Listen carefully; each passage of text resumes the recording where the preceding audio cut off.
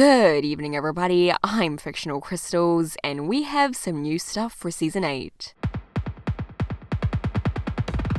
Okay, so this is a re-upload. I uploaded this video the other day and NBC Universal took it down. I'm pretty sure they took it down because I used pictures from the NYCC panel. I'm not the only one that this happened to. I've noticed a few other people who used footage from the Voltron New York Comic Con panel have gotten their videos taken down. Perhaps it had something to do with the video's title as well. I was trying to be careful with this by not including any clips of the trailer, but I did include pictures. I totally understand why they took it down, but I find it a bit weird they're being picky about panel footage now. As far as I know, they haven't taken down videos with panel footage from the previous seasons. Those had no issues. So why now are they cracking down on people for Season 8? Oh well, it happened, not much I can do. I'll be more cautious now. I still worked hard on this video and want to get my trailer analysis out to you guys, which is why I'm re-uploading this with the same commentary I had before. However, I will not be including any pictures from the NYCC trailer, otherwise this video will get copyright claimed again, and then I'd risk losing my channel. I apologize because some of the things I say in this video won't make sense unless you see the trailer. I talk about the trailer in mostly chronological order, so if you do manage to find a video of the NYCC trailer, you'll probably know what I'm talking about. Some of the stuff in the trailer is hard to catch unless you go through it slowly. Just go through it slowly and make sure to pause. But anyway, let's get on with it. Sorry again for some blank points where I had to remove pictures of the trailer. So far, Season 8 looks like it will have a lot in store to my liking. My favorite Voltron plotline is the Alteans. You should be able to tell how much I love talking about Honerva and Lotor. The Altean plotline is the major focus of the season. Anyway, we can take an in-depth look into this, thanks to the new trailer from New York Comic Con. Unfortunately, there isn't an HD version of this trailer, but I think we can handle the low quality. Firstly, we see Honerva in a kind of astral plane area. Her body is see-through and slightly glowing, same as the Paladins do in the astral plane. The knowledge Honerva got in Oriande allowed her to connect with some older bits of herself. That includes her memories. She's using her new powers to enter a form of the astral plane to connect with her old memories, the ones she repressed and forgot about but wants to know. In this case, it's a continuation of the memory she had of Lotor's birth. We saw part of this in Season 5. Lotor ran away from Hagar, but it wasn't clear why. Now we're finding that out. This memory of his birth shows that Hagar didn't even want to look at Lotor. She was the one that pushed him away. She didn't accept him as her son, and eventually she forgot he even was. I believe it had to do with the whole rift and quintessence ordeal. It affected her mind, not just her appearance. She forgot who she used to be, that she was married to Zarkon, all those happy memories. How could I have forgotten? Lotor was conceived back when Honerva was still Honerva. However, he was born after Honerva became Hagar. He was a burden tying her to her old life. I don't think it was just quintessence rift creature madness that made Honerva this ill. Her pregnancy played a part in it. At this point, Honerva didn't want to just go into the rift for the rift creatures or to save herself. She did it to save her unborn son. In some ways, Lotor moved on the rift fiasco, resulting in Dibazal's destruction and all the other bad things. Lotor went from someone she loved to a reminder of the things she didn't want to remember. She neglected him as a child, didn't refer to herself as his mother. Only Honerva had the privilege of being called that, not Hagar. My mother ceased to exist when Honerva drew her last breath. Do not believe for a moment that I would ever accept you as kin. So Lotor pushed Hagar away as well. We're going to be seeing flashbacks of important moments of Lotor's entire life. Here's the destruction of the planet Lotor talked about on Oriande. He made friends with the population and then Zarkon blew it up. He ordered me to destroy the planet. I refused, and he sent me away. Hagar is just standing there watching too. She'll realize all the wrong she's done to him this season. Here we see the White Lions portal to Oriande once again. I presume that's a color ship carrying Alteans there, since in the next shot we see a ton of Alteans in Oriande. These are Alteans Honerva got from the colony, which was why the colony was empty when the Blade of Memorial went to check. It's a bit odd that all these Alteans made it in, considering that in Season 5 Lotor said only special Alteans could. Kran wasn't a chosen Altean. The Alteans Lotor chose to go to the quote-unquote second colony were special. Honerva might have selected these type of Alteans to go to Oriande. Although it is important to note that Honerva has been able to bypass Oriande's system before. She probably did it again to get the Alteans in. There are multiple Chimera mechas around Oriande, the same kind of Altean-powered mecha that was sent to Earth in Season 7, judging by how calm the Alteans are in the shot, paired with the mechas just casually around them. And let's not forget the new poster from NYCC. The Alteans are willingly serving Honerva. She told them that Lotor and Voltron were gone. They had no one who knew of the outside world other than her. Honerva is the most powerful Altean currently out there, only rivaled by Allura thus far. She gave the colony Alteans hope, promises of a new Altea, one without a war, one where others couldn't reach them. And that is Oriande. They decided to trust her, go to Earth to fight for her. Honerva's piloting one of the mechas herself. She's switching between her current self and her younger self. The reason for this is because this is a parallel to her past. Whatever is currently going on relates to something that happened in her past. Her younger self is in the clothes she wore after being married to Zarkon. She's on Dibazal and is already starting to go a little bit mad at this point. She's leaning over with her hands on something, so I guess it'd have to do with her rift research. As well as there being flashes of young Honerva, there are flashes where she changes to Hagar, which makes me believe this isn't just meant to be a simple parallel to young Honerva for us viewers. Honerva might actually not be in her mecha this scene. Instead, she's trying to reach her past memories, like we saw at the start of the trailer. They're also drawing connections between Honerva and Allura. Those two have always had stuff in common. They're Altean alchemists. They both fell in love with Galra emperors. They're in pursuit of knowledge, but the ways they try to get their knowledge are different. One gives, one takes. Creation versus destruction. He told me that there are those with the power to destroy,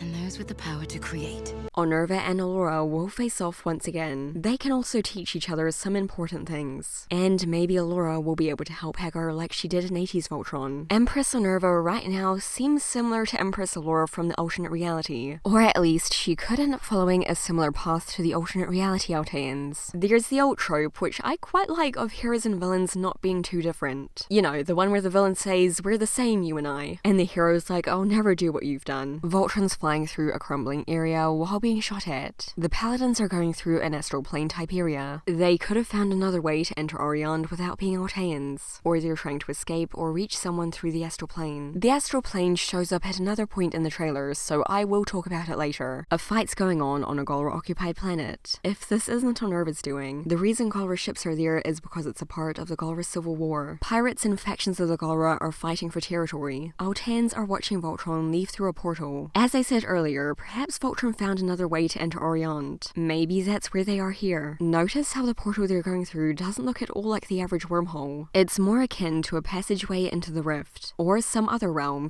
/ reality. The portal has a purple tint to it. Purple stuff in Voltron is typically connected to either A, the Galra, B, Honerva, or C, the rift creatures. It's that purple quintessence linked to all of them. Honerva is likely the one that made the portal. The Paladins are going through it to find her. The very first Robies that appeared on the show is back. It's nice that they're having some callbacks to the earlier days in the final season. Except Voltron defeated the Gladiator Robies. It blew up. To my knowledge, the soul put inside it is gone too. So how did Honerva manage to get it back? Well, she could have just used the same Robies design, but that's not very creative. This is the last season. I'm sure Voltron's crew would have made a new Robies design if this was a different Robies. Take a look at the purple glow coming from the Robies. The Gladiator Robies has always had purple lights on it, but never to this extent. Imagine if Honerva is bringing stuff back from the past, reviving what's been lost like she's done before with the purple quintessence. It fits with the theme of the old coming back. I definitely see Honerva playing with time and realities this season. Hagar's old self Honerva is back, the Altean song thought dead are back, and now the Gladiator Robies. Though the purple glow could also mean it's some kind of illusion. Okay, it's almost certainly some kind of illusion. Honerva's trickery, sort of how the Chroma mecha could do this. Or of course something from the astral plane. In the scene with the Gladiator Robies are Voltron's lions. They're translucent, which is new. Either the Paladins figured out how to do the same thing as the Chroma Robies, or this seriously is the astral plane. Honerva's set up a fight in there. Speaking of the older days, in the NYCC poster we have Chip. Chip was Pidge's brother from 80s Voltron. Matt basically took the role of Chip in Legendary Defender, but I guess they decided to have Pidge's original brother make a cameo anyway. He's the new rover. This is like how they had Sven have a cameo even though Shira's a character. Sven was Shira's counterpart in Defender of the Universe. I honestly can't wait for the 80s Voltron references from Chip. The ones from Sven were hilarious. Either Pidge built Chip to be a kind of new rover, or as Sven is, Chip is from an alternate reality. When Honerva and Lotor are involved, there's always alternate realities. Chip could literally be Matt. Not the first time someone's consciousness has been in a robot. Someone from the Garrison appears to be going out of the Atlas. Their right arm isn't floating, so it's not Shiro. It's hard to tell due to the quality of the trailer, but their getup seems to be that of an MFE's, meaning they're probably Griffin, Kincaid, Leif's daughter, or Zavi. The MFE pilot is looking over a structure from later in the trailer. IGF Atlas and the MFEs are out in space. They're helping aid Voltron again. Atlas is the new castle, and they have a massive crew. It's no longer just the 7 leads flying through space. The Paladins also have new getup. They're colored Garrison uniforms. Keith's wearing his signature fingerless gloves with it. Previously, the higher-ups in the Garrison wore the grey uniforms, and cadets wore orange. Now some of the people who were wearing grey in the previous season are wearing orange uniforms. Perhaps because the Paladins are in charge and they're lower rank than the Paladins. The amount of stripes on the uniforms' shoulders also represent their ranks. The more stripes, the higher up they are. Shiro has the most since he's the captain of the ship. He's practically Saunders' rank. Colleen Holtz joined the Garrison team too. Since she's new, her uniform has only 2 stripes, compared to Sam's 3. There's something above the white hole to Oriande. It's purple, so we can bet it's Honerva / the Galra's doing. It could be something to harness the energy of the white hole. Honerva's definitely using Oriande for something. Potentially it's quintessence. She does need a really potent power source to get this giant mecha to work. Or she's trying to get the power of the ancient Alteans and White Lion to bring back something. Or maybe that's just the way she bypassed the Oriande rules, allowing non-chosen Alteans to get in. One of Honerva's beasts is beside it. The MFEs are trying to fend it off. One of the Altean mechas is sucking quintessence from Juniberries. The Altean who was piloting the mecha in Season 7 was seen in the NYCC poster holding a Juniberry. Perhaps she's the one here, though I find it strange that it is sucking life from Juniberries. Those are flowers that can only be found on Altea. Allura had some in the castle simulation, and there were some in the colony too. Except the colony was also a simulation, unless of course there were parts of it that weren't. It's possible that they were sucking life from the Juniberries in the colony, or maybe they're not sucking life in this scene. Instead, the mecha's just destroying the colony simulation. That's the reason the ground's cracking so easily, and it explains why the blades didn't even find the simulation there. But I want to propose this idea too. What if Honerva and her crews somehow brought back Altea, or reached an alternate reality Altea? That's what she's been working on, bringing back what she lost, including Lotor, making up for her mistakes to him. The NYCC poster shows 2 of Honerva's followers in different uniforms than the other Alteans. The 2 in different uniforms are Comar mecha pilots. They're the ones Honerva found most worthy to fight in the mechas. Beams of light are gathering up in front of that portal Voltron was going through earlier. There's 8 of them. That's the same amount of Alteans, including Honerva, that were in Honerva's squad in the NYCC poster. My best guess for what these blue lights are the 8 Alteans. Quintessence when extracted from Alteans is blue anyway. The space pirates are back. Zethrid's the one at the front. The uniforms are exactly the same. She didn't die in the explosion. Unfortunately, my favorite ex-general Azor is missing in action. I want to say the one in the back right is her. They're doing a classic Azor pose. They have the same skin tone and head thingy, except this pirate isn't wearing Azor's clothes. Those are the same clothes the older Azor lookalike wore. Zethrid must want revenge for Azor. Hopefully she actually gets time to talk about Azor. Honerva has on a headpiece like the ones Zarkon used to wear, signifying that yes, she is the Empress now. True, she was the Empress of the Galra before. What I mean by her being Empress is that she's the Empress of the Alteans. She's put down her hood, she's no longer hiding as Hagar. The colony Alteans have accepted her as their ruler. That brings me back to the parallels between her and Allura. At the start of Heart of the Lion, Allura took off her circlet to give its crystal to Shiro. Her giving the crystal to Shiro symbolized him taking over her role. He now has the job she had in seasons 1 and 2, piloting the castle. Along with this, however, there's a reason she didn't put her circlet back on. She could have worn it without the crystal, but she didn't, because her letting go of her circlet represented her letting go of her crown. That's why they focused on it. Right now, she isn't the ruler of the Alteans. She holds no authority over them. It's Honerva, the new ruler, that does.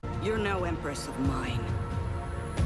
And you're no Altean. Allura needs to get her crown back from Honerva. A fight for the fate of the Alteans. Matt's back in action. This is either a flashback to what he did in those 3 years Voltron was away, or he's simply helping out with the coalition. It could be from the same fight that crumbling structure is from, or the big weapon. The Paladins have been split up. Allura and Pidge are together on a planet. This is the first time in a long time they've had a full, proper interaction with each other, just one-on-one. They've been there for a while. Pidge is tired. They're likely lost. The planet they're on is pretty barren. It's potentially a planet that's had its quintessence sucked out of it. I know these aliens look similar to Balmerans, yet their bodies are too small to be so, unless this is some alternate version of them. If there's alternate reality Alteans, we can have alternate reality Balmerans. They're infusing quintessence into the ground, along with the surroundings reminding me of the Balmera. It also somewhat looks like a trans-reality comet. Could they have figured out a way to make them? This is the Altean who was piloting the mecha in Season 7. She's being examined by the Galaxy Garrison, explaining why she's hooked up to wires and looks miserable. This is before the team leaves to go to space. They're on Earth in the Galaxy Garrison discussing what to do about Honerva. Voltron's looking at a destroyed ship. This reminds me of the time Crowley found the potent quintessence. It was in a torn-up ship. The reasons the ship was torn up are unknown. Could it be connected to this destroyed ship? The Alteans and their quintessence. I think that might be the portal from earlier in the background. Again, hard to tell because of the quality. Lotor is officially back. Ezra and Zethrid teased at him returning, and the Voltron Coalition handbook practically confirmed it before this. But now we have an actual shot of him in Season 8. You can tell by the color of Allura's shirt that she's wearing the new uniform. The purple indicates a Galra base, yet I'm still questioning whether or not the Lotor in this shot is real. I do believe he will be back in person this season. He'll be quintessence mad and ready to confront Honerva. Still, aside from the real him appearing, imagine if Allura is having visions of him. She's getting to learn more about his backstory, and his intentions with the Alteans. And she's realizing she judged him too quickly. She refused to listen to his side of the story, and now she's realizing he was telling her the truth. He did seriously want peace in the universe. There is more to what he was doing than what meets the eye. Even Romel said she didn't know the full story. I believe he was planning on replenishing these Alteans quintessence with the quintessence he got from the rift. And also, perhaps his original plan wasn't to use their quintessence to power his ships. Well, not by unwillingly extracting it from their bodies. He chose Alteans with the most magical capabilities to take to the supposed second colony. What if he was trying to see if any of them could be an Altean alchemist? If any of them could help him find Oriande and go to it? What if he initially wanted them to help him in the same way Allura helped him, build a ship and pilot it into the rift? Unfortunately, since none of them were trained Alteans, much less Altean alchemists, he had to use their power in a different way. This doesn't excuse any of his actions. He should not have done what he did regardless. He and Honerva are still very much in the wrong. They've made many innocent people lose their lives, but there's still definitely more to his story than Allura realizes. Lotor is on Allura's conscience. She doesn't know what or who to believe. Unfortunately, that'll probably bring back the Lance, Lotor, Allura love triangle again. Chances are Allura and Lance are already in a relationship by the start of Season 8, or at least close to being in one. Obviously, that will cause conflict once Lotor returns. Honerva's the pilot of her own massive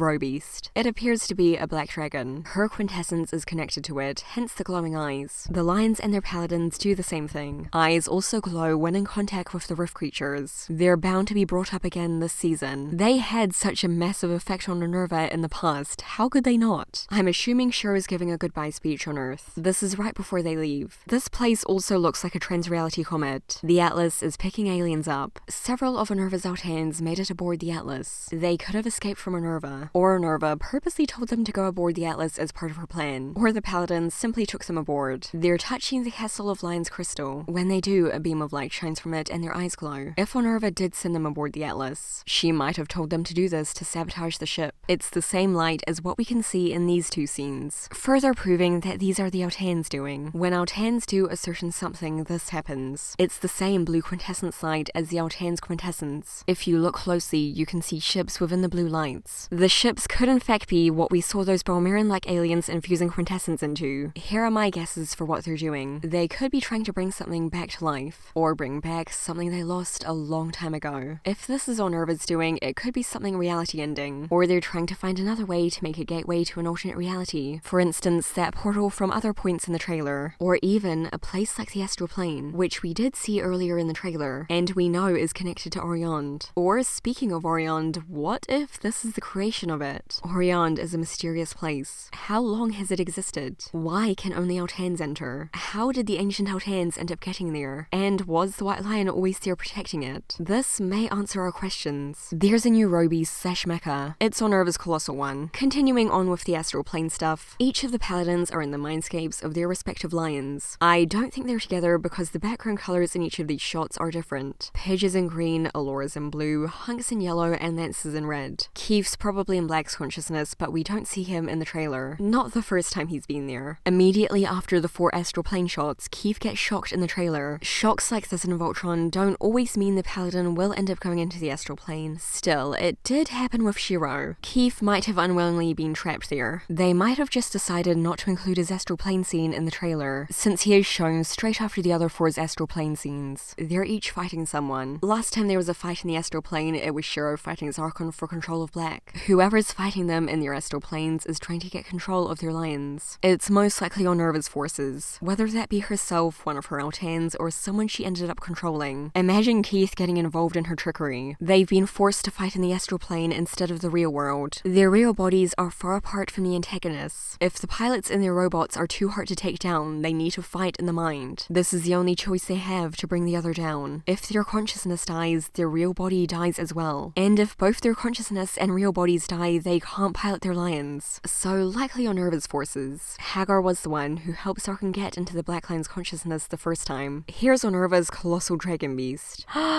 Is it the Quranic dragon? Could my theory about the foreshadowing in Monsters and Mana be right? She has a giant shield too. And look who's next to her. It's Sincline, the same Sincline Lotor pilots that got stuck in the rift. Honerva fished Lotor and the combined Sincline ship out of the rift. She said she had no maternal feelings for him, but I'm sure we all know that's a total lie. Lotor's behind the shield, so he seems to be working for her. It'll be interesting to see how he agreed to that. I'm sure it'll have to do with her Honerva side coming through more, and the fact that she has his Alteans, and the fact that Voltron turned on him. Yet he's not going to trust her lightly. Lotor must be insane from the rift if he does that. Or Honerva tampered with his memories. He himself said he never accept her as kin. At any point, he could end up turning on her. He'll learn what led her on this path. He was heading down the same one. Maybe he still is at this point. The NYCC poster has Honerva and Zarkon in new outfits. These outfits are from after the rift creature's first attack, but before Honerva collapses. She has white hair, yet her red Altean cheek marks aren't as long as they are after she gets corrupted. She's wearing Empress getup instead of her robes. These are what we'll see her and Zarkon in one of the Season 8 flashbacks. Looks like we might be seeing young Sendak too. The one on the left looks like he could be Sendak. Zarkon was the one who trained him. There's a bunch of new characters in this poster. Honerva, Lotor, Romel, Bandor, and Petrulius are riding the super weapon. It's strange seeing the full version of it. It's a lot bigger than I thought. Because we're seeing it in full in the poster, we'll probably see it in full in Season 8. Along with the various new characters. Voltron's destroying one of Honerva's powerful weapons. Voltron's dual wielding and has its mega wings activated. And lastly, Honerva materializes in front of her giant dragon beast. Her face suggests she's meeting with someone. A negotiation, likely with Team Voltron or Lotor. So the last season of Voltron Legendary Defender comes out December 14th. Honestly guys, I am quite excited for this season's plot. I've been waiting ages for Honerva to take center stage as the villain, and from what this trailer shows, Honerva is going to be an even better antagonist than I was expecting. Season 7 for me was not the greatest. I'm hoping the show ends on a high note. But anyway, thanks for watching, and Rapidsa. It is too late to stop what is coming.